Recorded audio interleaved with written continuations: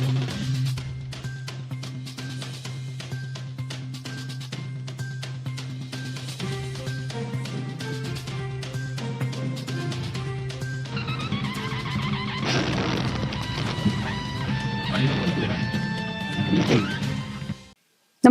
आपण पाहता हिरकणी न्यूज.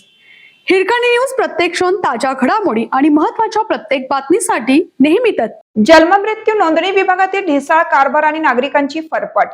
सांगली, मिरज आणि कुपवाड महानगरपालिकेच्या जन्ममृत्यू नोंदणी विभागात जन्ममृत्यूचे प्रमाणपत्र मिळण्यासाठी नागरिकांना सतत हेलपाटे घालावे लागतात.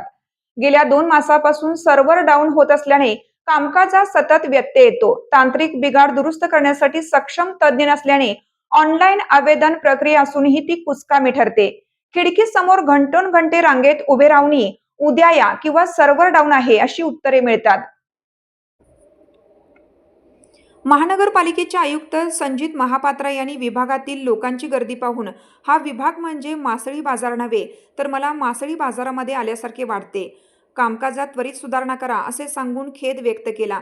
त्यांनी टोकन पद्धत चालू करण्यास सांगितले. दाखल्यातील नावात शुद्ध लेखनाच्या चुका तसेच जन्मदिनांक किंवा पत्ता चुकलेला असतो. ही चूक दुरुस्त करण्यासाठी पुन्हा नवीन आवेदन करून 1 आठवडा ते 15 दिवस वाट पाहावी लागते.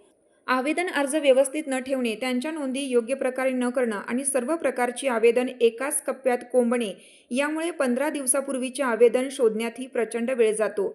लोकांची गर्दी भरपूर असल्याने कर्मचारी नागरिकांचे आवेदन संबंधित नागरिकाला शोधण्यास सांगतात.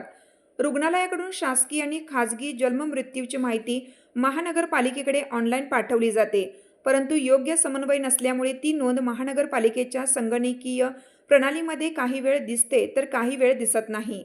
सक्षम आणि अनुभवी कर्मचाऱ्यांचा अभाव आहे. एकाच अधिकाऱ्यावर 2-3 विभागाचा कारभार असल्याने पारदर्शक कामकाज होत नाही. जर एखाद्या नागरिकाला 10 ते 12 वर्षापूर्वीचे प्रमाणपत्र हवे असेल तर ते शोधण्यास कर्मचारी टाळाटाळ करतात.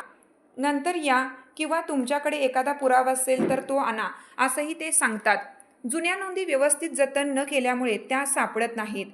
अपुरे कर्मचारी असणे, नागरिकांना अयोग्य वागणूक दिली जाणे, ठराविक वेळेत जागेवर न बसणे, चहा किंवा दुपारी जेवणासाठी अधिक वेळ घेणे यामुळे कामांचा खोळंबा होतो. जुन्या नोंदींचे संगणकीकरण झालेलं नाही. कागदी नोंदीच्या धारिका धूळ खात पडलेल्या आहेत.